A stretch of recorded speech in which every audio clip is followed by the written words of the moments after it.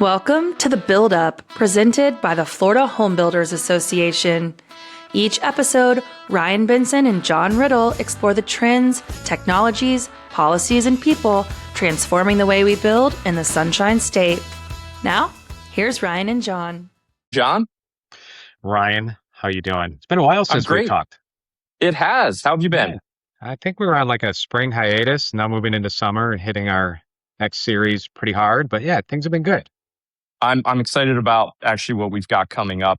Doing the series on AI with this new format is something that we've been talking about for a while, and I'm excited to get it going. I think it's very important our industry get aware with what's going on, how this is going.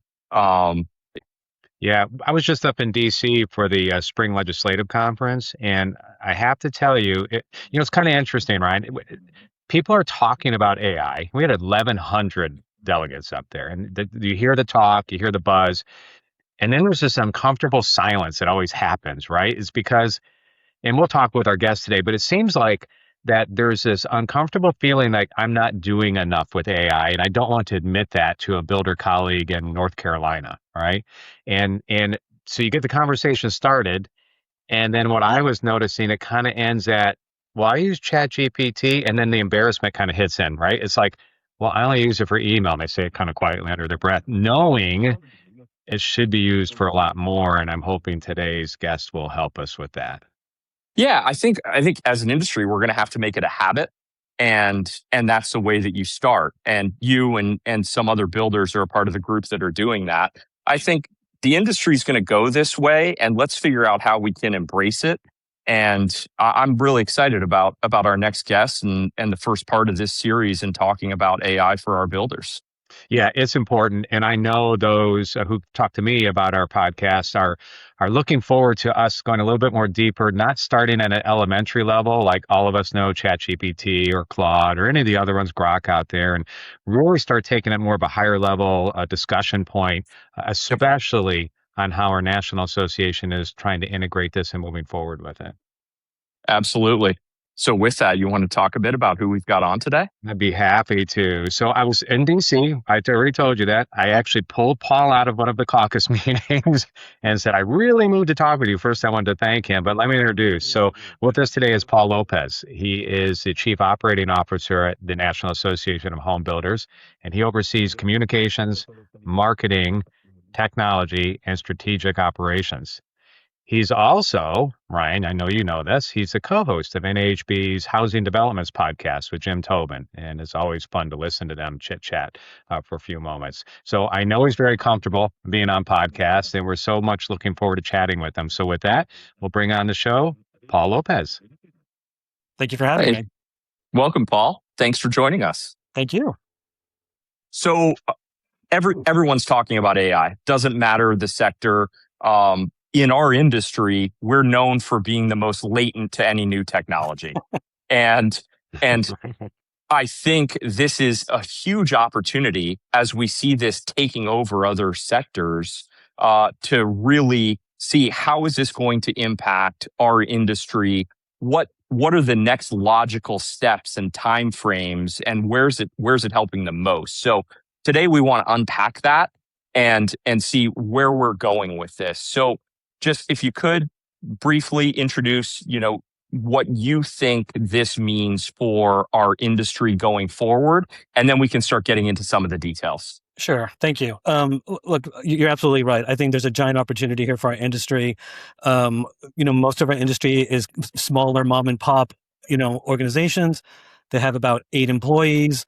So it's understandable that they have a little bit of hesitancy here, but like John said, everyone's talking about it. Everyone sees the potential.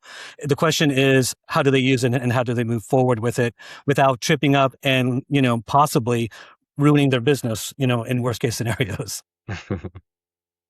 So the typical builder that is using AI today, what are they using it for? Yeah. Right now, it's mostly back of house stuff, right? It's using it, for lead generation, for advertising, for emails, like we talked about a little bit earlier. It's everything kind of that deals with repetitive, easy to kind of do, something that you can set it and kind of forget it for the most part, or it's very easy to check on as well. So that's where we're seeing it mostly in terms of accounting terms. We're not really seeing it in the field per se yet, unless you're one of the very high pro builders.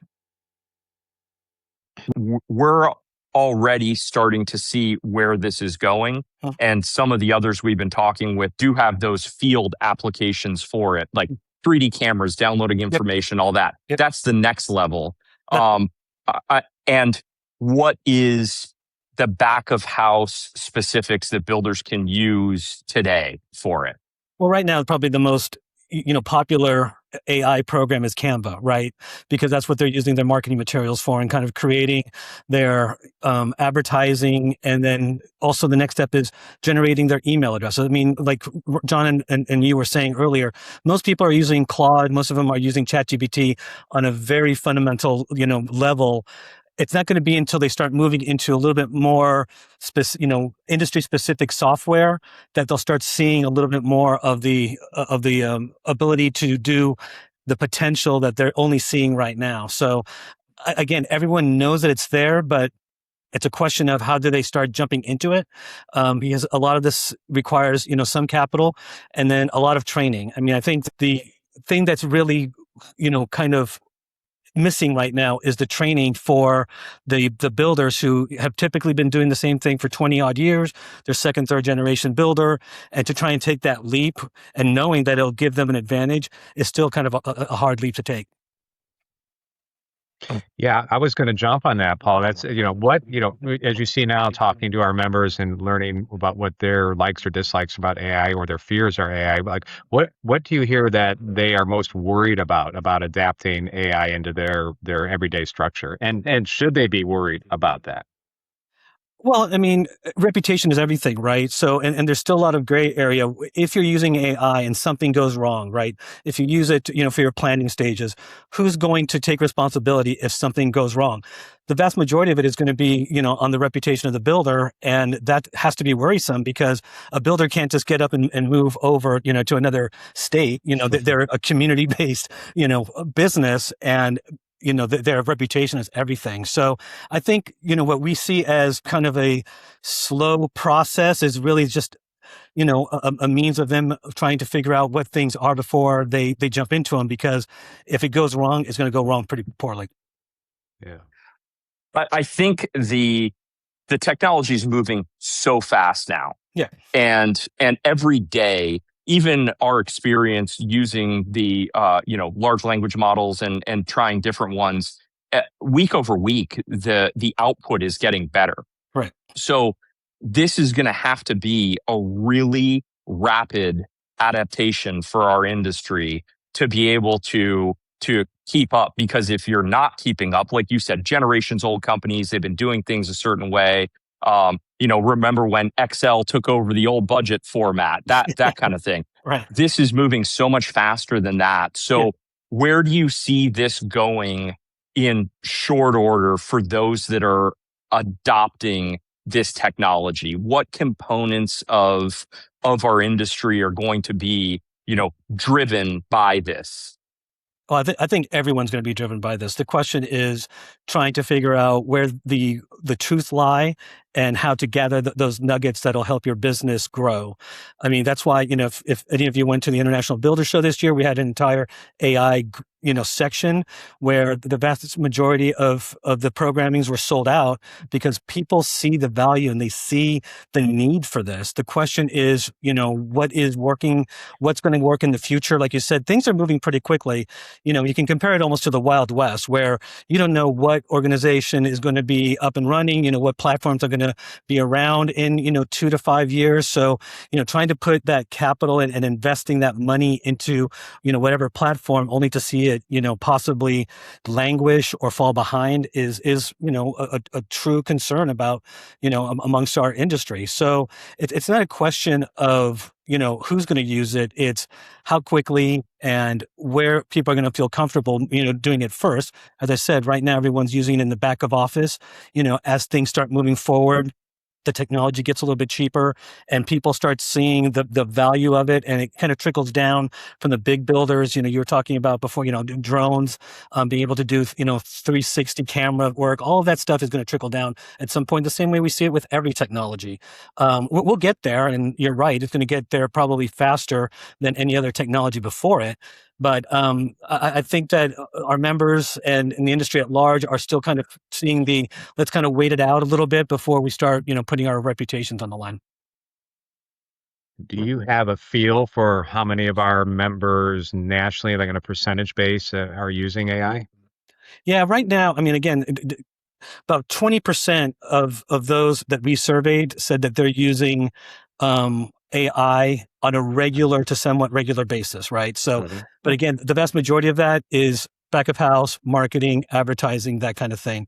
When you start looking into automated equipment, when you start looking at project design, that number slips down to about 10% and maybe as low as 5% in some areas. But again, it's a good number. It's a growing number, but it's a number that I think is right on par where it should be at this point, as people are still trying to figure out what technology to use and what best ways to use it. Yeah, we have an AI boot camp here in the Florida Home Builders Association. It's a small group of us that get together, and our leader, our fearless leader, relates it to electricity, and he calls it being on Team Candlestick. Right? It works, but I'm still afraid of it. Yeah, ouch, that's hot. That light bulb's hot. I can't use it anymore. Right. Yeah, look, the vast majority of, like you said, the vast majority of builders know that this is the future. The question is where it's going. I think that there's no lack of desire to use it, which is kind of surprising because if you remember, there was even for the the nail guns, people are like, no, it has to be the hammer. That's that's the way that I used it, and my dad, and my grandfather. So adaptation is usually not a great skill of the builder. But I think with this new generation that is much more, comfortable with technology and being able to use the skill set of the computer and now AI, I think that we're going to see this adoption, happening very quickly. Now, even they, see some of the concerns, like we said, early days, it's going to happen, but no one thinks that this is going to be, a flash in the pans, that this is something that's just going to kind of go away in 3 or 5 years. The Build-Up is brought to you by the Florida Home Builders Association. When you're a member of FHBA, you're part of something bigger. Through your local Home Builders Association, your membership connects you to a powerful network at the local, state, and national levels, giving you a stronger voice, valuable industry resources, education, and relationships that help you and your business thrive. From advocating for our industry at the Capitol to creating connections and opportunities across Florida, FHBA is working for you. Build your network, build your influence, build what's next. Learn more about the value of membership at fhba.com. Good. So we've got I'll call it ChatGPT Claude level of user, which I'd group myself with. We take project budgets, put them in. It's not necessarily generating much information for us, but it's validating information. We're giving it solid inputs, solid prompts, and we're getting bid comparisons. We're, helping write emails, do those things. What's that next step beyond those, I say, macro models of these software companies taking it? We've heard things about permitting. We've heard things about, architecture. We've heard, like we said, the job site evaluation. It's telling you a camera or drone can come in a room and say, the outlet isn't spaced properly for code. Those things are coming up. Yeah. Who are the leaders and what are they doing in those spaces? I think first and foremost, after you move through the LLMs, it's key to work with software that is focused on the industry, because then you start eliminating the mistakes and some of the hallucinations that the larger, broader models, are providing at this point. So I'm not trying to, endorse anybody here, but, like companies like Document Crunch, that is specific, to contracts and risks are key, because all of the risks and all the, the pertinent information is baked in as much as possible. You punch in other things in there as well, but all of the language, the risk, the stuff that other group users have, put into it, it's being fed, and you're kind of going into kind of a group think, which is, for this case, very, very, positive, because you're not having to feed it. Remember, there's the old adage of garbage in, garbage out. You can go into an LLM like Claude or ChatGPT with the best of intentions, but if you're not putting in the right data and you're not, giving it the right information, the stuff that you're going to get out can be iffy at times. So it's kind of important to make sure that as you're getting into this model, that you start focusing on software that is specific to the industry, because that really helps you along the way and kind of, gets rid of some of the headaches that you might otherwise experience. Going back to our members, Paul, when you said the 20%, are you seeing more of our large builder members or our small builder members adapting and adopting AI? And is it more transformational for our larger builder versus a smaller builder? Oh, it's a chasm, right? When I'm talking about 20% using and 11%, that's the rank and file smaller builders. The high pro guys, they're taking it to a different level, and a different level of sophistication for sure. They're the ones that can go in and try a lot more of the experimental stuff that over on the corner with very little downside. So they're investing a lot of money on 3D architecture, using BIM models to go in, to solidify everything with the builders and the architects and such. So they're at a different level. I'm talking mostly about the rank and file members who are kind of dipping their toes, kind of working their way through, learning, and kind of moving at a more cautious pace.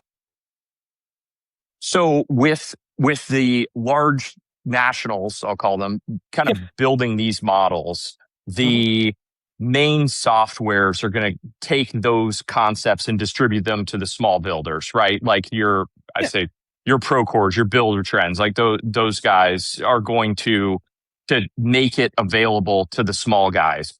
What do you see their next steps with their modules and their baked in new technologies based on what you're seeing with the nationals and where they're taking it?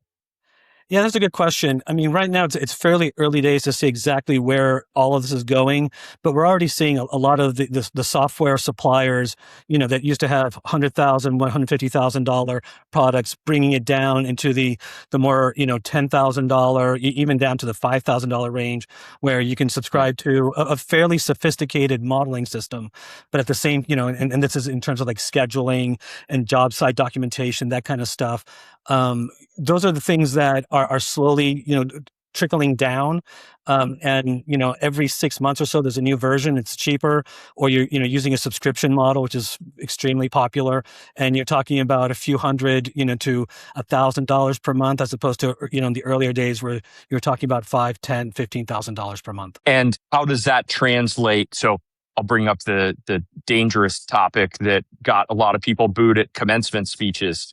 What is this going to do to jobs? Because if you're a small builder and you're looking at a $10,000 expense for a software, the question is going to be, where am I going to save money? How am I going to get more efficient? So what jobs is it going to, I don't want to say replace, what jobs is it going to streamline? Yeah, I mean, first of all, if you're in masonry, the year of the robot coming in and laying down, bricks, within an hour. So that's probably decades away. I mean, I'm not really concerned about that. I mean, you're talking about, really, something that, may have taken 3 or 4 people, might be down to 2 or 1. It could be something that, it's all about the training, and it's about being able to create the efficiencies. We're seeing that already in the back of house, right? If you have somebody who is proficient in these type of, LLMs and such, and can go in, they can do the work of 2 or 3 people. Okay, you're putting, dollars in on the front side of, Claude or ChatGPT, but you're getting a lot more, production out of them, maybe 5x, 10x, where it's 1 person or 2 persons, where before it was going to take you, back of house was, 5 to 6. So I don't think there's an elimination process here yet. Builders are great at building. They're more than happy to pay somebody, or, not pay a family member to help them out in the back end and use, some of this product. But I'm not looking at, and our members are telling us that they're not talking about eliminating jobs per se, but more streamlining. And as projects move forward, instead of when they start bidding and they start, trying to figure out they're estimating their costs, they're putting down 2 people instead of 4 because they know that they're working on, using some of these LLMs and other AI models to help them out. But I think we're still probably 5 to 10 years away where we're really looking at a vast majority of layoffs, for lack of a better term, where we're looking at people losing their jobs because right now no one really knows what they need. We saw in other sectors where a lot of companies, fired or laid off, several thousands of their workforce only to realize that, AI wasn't there yet and had to bring back a lot of those people. I think because of the cautionary tone of builders, I think they're moving a little bit more slowly.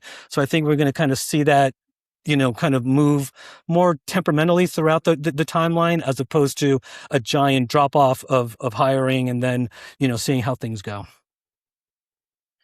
Do you have a gauge, Paul, on our associate side of our membership? Mhm. And I'll give you a reason why I'm asking. I had a meeting today with a ready mix concrete vendor of ours, and we were talking about the buildup. Believe it or not, he asked me about that when knowing the next episode was. But he was telling me how much they've integrated AI into his sales process. So do you hear the stories like that from our associate members also?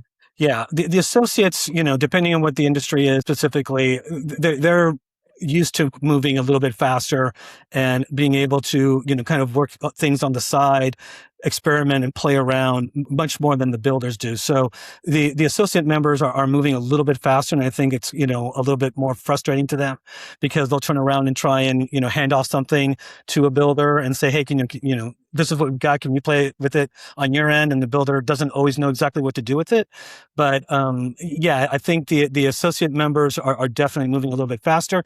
But remember, they're the ones that are in the fields that are already being, influenced and being, I don't want to use the word attacked, but, are being targeted right now. The marketing, the advertising, all of that, back of house space, that's where the associates are mostly at. So they've had to adapt because otherwise they'd be lagging, quite a lot. Yeah. I mean, this is really a fun time. It's also kind of a scary time, which is okay. Those can be, be happening at the same time. But I think, the thing that gives me hope is that, like you said, everywhere I go, everyone I talk to, they want to talk about AI. They want to know always how to learn about AI. And that's why we're trying to, create as many, possibilities and programs that we can to help them because the desire is there. It's just a question of not, there's a lot of noise right now and they don't know who to listen to. So they're looking towards, people like you, like people like me to help them guide them through this and kind of separate, like a lot of, the stuff that isn't really, happening. It's more hype than the reality. So like you said, a lot of them, kind of say like, oh yeah, I'm just using it for email. That's okay. They should know that the vast majority of their peers are using it just for email and marketing now, but they have to keep growing their skill set because otherwise in a few years from now, that's when they're going to be falling behind. Yeah, no question about it. And speaking about the fear, we were up on the Hill talking with our legislators, and I was surprised by those that I met with that were more focused about the negative aspects with any tool that's out there, right? Yeah. And there was an unfortunate and really tragic situation here in Florida, and 2 of the legislators were focused on that, on trying to like put reins around AI, right? Yeah. And not talking about the benefits and the efficiencies that it creates, but focus more on, listen, somebody used it for a purpose that was not real well. Yeah. I mean, obviously everyone who, is probably at a certain age or higher, this is very fearful, right? They don't understand it. And when what you don't understand, you try and control, to the point of a breaking point. So it doesn't surprise me that a lot of this up on, Capitol Hill and, state houses everywhere, they're trying to kind of control it in a way that's trying to suffocate it. I think that time has passed. I don't think you can put the genie back in the bottle. But the question is, who is going to be able to help regulate it in a way? Because I do believe that there should be regulation, but, more meaningful, proactive, and helpful, not just a way to, choke it to death and hope that it never comes back. So those are things that NHB is trying to do, in this next phase of trying to let legislators know, and even the White House know, what needs to be done to make sure that all of this remains safe but a productive tool. So I want to touch a bit on the robotic side, which is going to be that next. You said decades away. Yeah. Perhaps. I'm already seeing on my job sites for layout of framing, which used to be a arduous task. 2 guys with tape measure, chalk lines, everything. Sure. Now there's like a Roomba that goes on the floor and lays out, based on uploaded plans. It does it overnight and wake up in the morning. What used to take a week is now done overnight without personnel. Sure. So I want to jump into a hypothetical scenario of the front end work and see how far away you think this is. Sure. Mr. and Mrs. Benson come in and sit down with Turning Leaf Custom Homes, and on the spot they draw their dream house. They will say, I want X number of beds and baths, and you get it there. As soon as that is a go, you hit yes, submit, and immediately that goes out for bidding to all of the bots at the subcontractors, at the vendor level. The technology likely would be there for that to come back right away. And at the same time, a construction set of plans and permit plans are developed within seconds, and it goes to the bot at the building department. And the rejections go back and forth. You make 2 changes, and that is, immediately approved. Dream scenario. You get a building permit within 20 minutes, and your bids are already back. How far away do you think that scenario is from today? In that ideal situation, I think you're still probably 10 years away. Because I don't, based on everything that I've read, everything that I've been hearing about, everyone who I've spoken to, you can't right now take away the human element out of there, because you have to go in and somebody has to do, for every step that you just laid out, somebody at this point, based on what we have going on right now in terms of intelligence, somebody has to go in there and double check the work. Because the problem is, and I was talking to somebody at Spring Leadership where someone said, "Oh, we're in a kind of a group conversation," and someone said proudly, like, "Well, I've dropped hallucinations down from my software from about 5% to less than 1%." And somebody else shrewdly said, "Yeah, but if it's the wrong 0.1%, that's still going to cost you hundreds of thousands of dollars," right? So no one is willing to take that risk right now. And again, going back to what I said earlier of like, if something goes wrong, right, in that dream scenario, that something was off by a foot, something was off by 6 inches, depending on where those 6 inches are, that can cost tens of thousands of dollars. Who's responsible for that, right? Is it the software? Is it the builder? Is it, did you make the, your couple sign, saying that, whatever is done is on them in terms of changes? Those are the things that, are still in that phase where you need to kind of pause in between each stage to make sure that everything that was done before it was done correctly. And I think that scenario is happening much faster, and it's definitely going to shrink the timeline, but I don't think it's going to be a completely full automated, okay, here comes in the data, everything gets spits out, everything gets recorded. I mean, that you're making big assumptions that, the local permitting office has adopted, the same, rigor that, and, different technologies that are required to make sure that all of that process gets done. So, I mean, I think you're still talking about a decade away, despite how fast, and exponentially things are moving right now, because risk right now is the key word.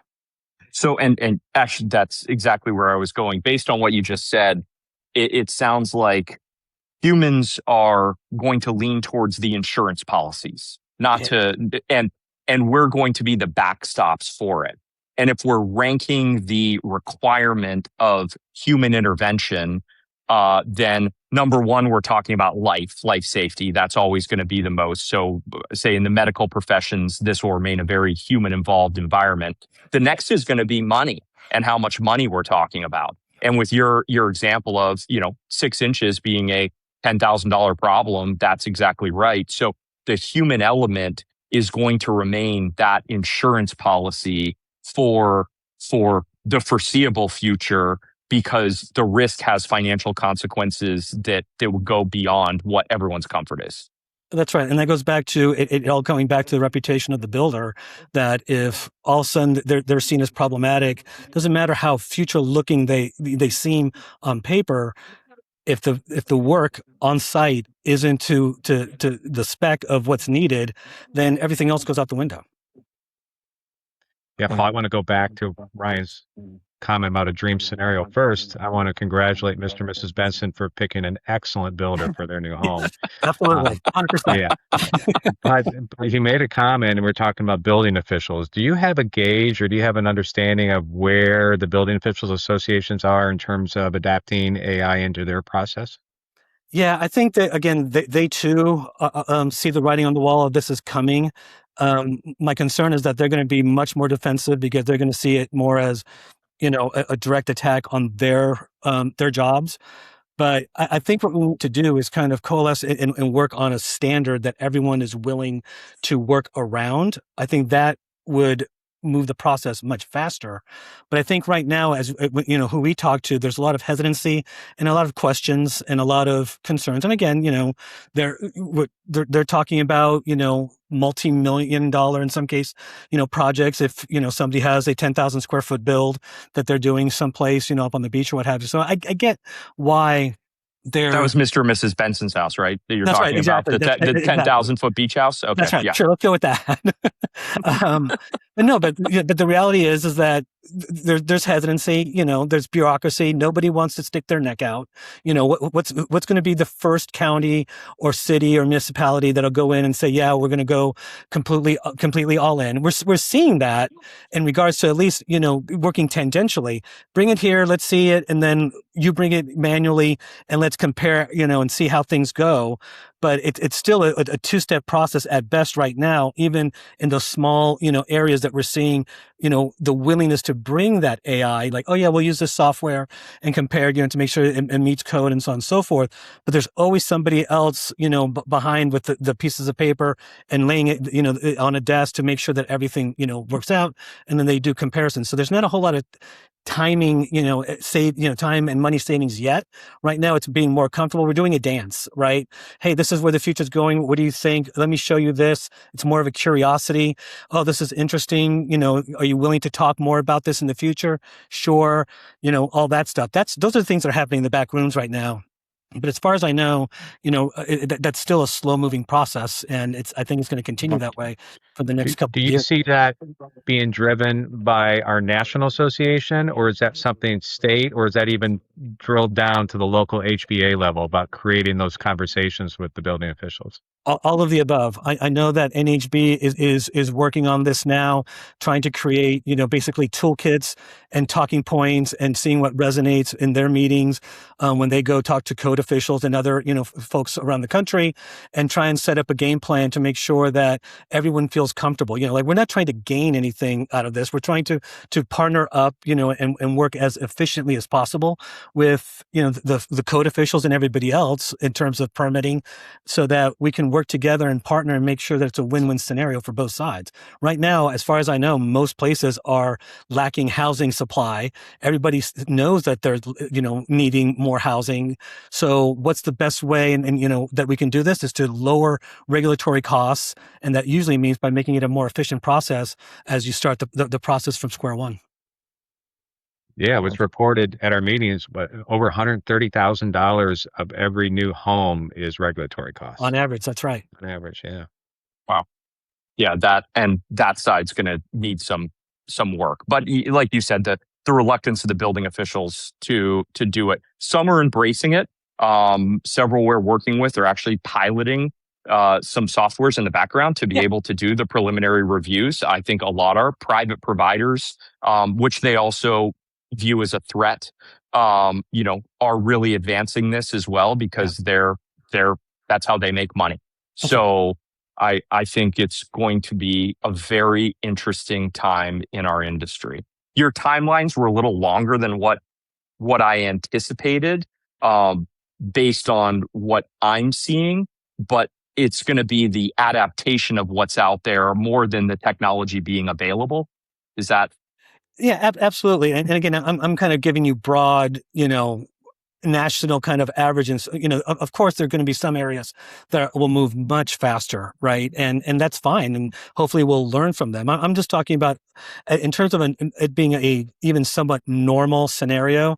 I think we're Yeah. talking about a longer timeline, but obviously, and I'm not going to disparage any particular regions, but some regions of the country, are more willing to adapt this type of technology faster than others. And that's okay.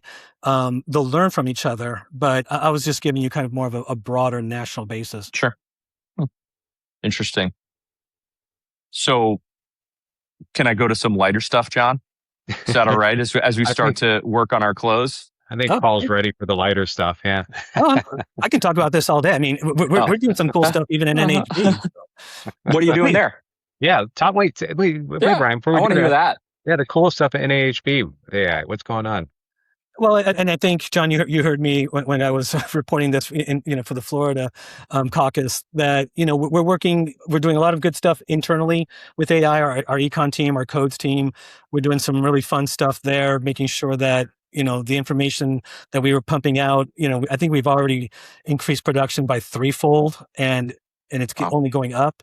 We're working with our locals to make sure that they're getting the education and the tools that they need to implement AI at the HBA level, and then we're working on creating an AI marketplace for our members so that they can go in and have a trusted place where they can go in and see that these are some software and other supply companies that they can trust, because we have kind of created a certification process to make sure that they meet at least a minimum threshold of standards, so to make sure that they can kind of remove some of the muck from either side. So NHB, for a long time had been seen about moving too slowly in our industry. I think we're really moving it up, and we're ramping it up to make sure that we are meeting, or if not exceeding, the pace of our members. So I'm having fun with it, and I'm looking forward for the next probably 6 to 8 months when we start launching some of these programs. Are you able to talk any more about the marketplace? Because that created a lot of discussion in our caucus amongst the Florida and Puerto Rico delegates. Yeah, I mean, basically, it's going to be a place where, on nhb.org or a microsite off of it, and it's going to have different categories. We're going to make sure that it's not pay for play. It's people who go in there have met a certain level of standards. We're going to be able to do customer reviews. We're going to try and kind of bring together the strength of the federation to see, how we can get our members discounts, how we can, make sure that maybe training, other add-ons that other people may not necessarily get. So I think that this is kind of us kind of flexing our industry muscle and making sure that our members have a safe place to play in, and anything that's in there, they know that it passes a laugh test. So I think it's a win-win for everybody. Yeah, two key things is not pay for play. You made that very clear when we were together. Yep. And also flexing the muscle of the volume of builders across the country, so that even the smallest chapter in your state would have on the same level playing field in terms of cost of investment into an AI-based program. That's right. And all of this is free on the member side. Nothing has to be, no one's being charged anything on the member or the local side. This would all be things that either NHB absorbs, or, for certification, the companies come in and they put their money where their mouth is and say, we have a good product, here's the money, certify us. And if they pass, then they're in. If they don't, then they're not. And what's the timeline, Paul, you think about launching that? I'm hoping to get this launched right after IBS of 2027. And that's all in, it moving. I think that we need to do this right. I don't want, people going in there and saying this is garbage and never coming back again.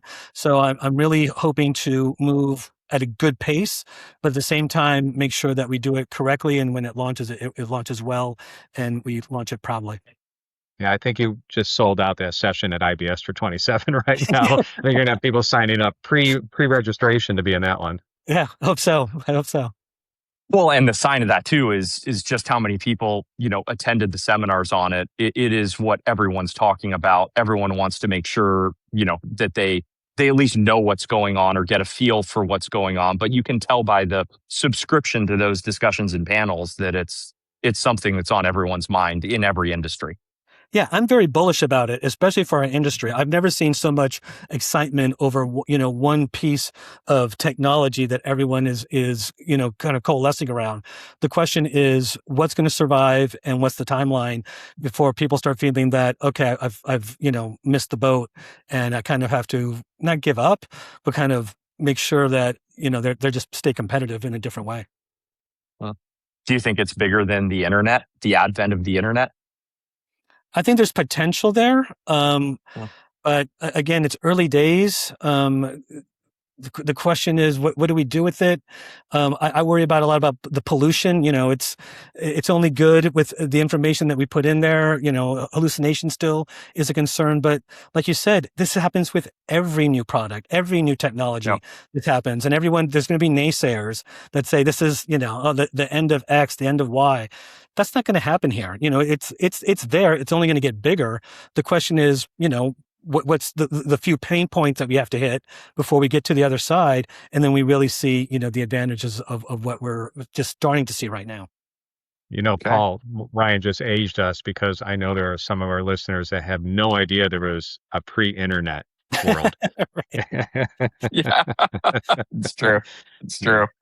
I grew up in Silicon Valley where I used to ride my bike. It used to just be orchards and orchards. Now it's Facebook and it's NVIDIA and everybody else. So talking about aging oneself, you're looking at them. Yeah. So you're based at the mothership in DC. Is that where you're out of? So where is the best great meal that you have had lately? I was able to take some folks to Cafe Milano, which is kind of, a little bit passe, but it's still the best restaurant in DC.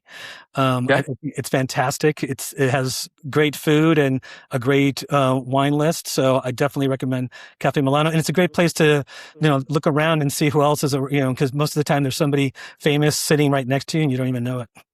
And when you're at Cafe Milano, what's your drink of choice? I'm an old-fashioned guy. I like a rye old-fashioned. That's my drink of choice if it's not wine with dinner. Rye old-fashioned. Okay. Yeah. Then I'll have one this evening. Excellent. I'll join you, my friend. Great. What parting words would you like to give all of our listeners or advice when it comes to this segment we're doing on AI? What's the catch that everyone should know to close? Be excited about it. Be excited, be curious, and have fun with it. Don't worry about, the end result yet. Just be curious and see what it can do. And then that'll spark your imagination and it'll start fitting into not only your business model, but kind of how it's going to work out for the next, 5-10 years. You'll see some really, cool things kind of coming up, and just play with it and don't trust it fully, but definitely, let it guide you in ways that you wouldn't otherwise have gone. Awesome. Well, thank you so much, Paul, for joining us. Paul Lopez, COO of National Association of Home Builders. Great discussion on AI and the construction industry. So thank you. Oh, thank you.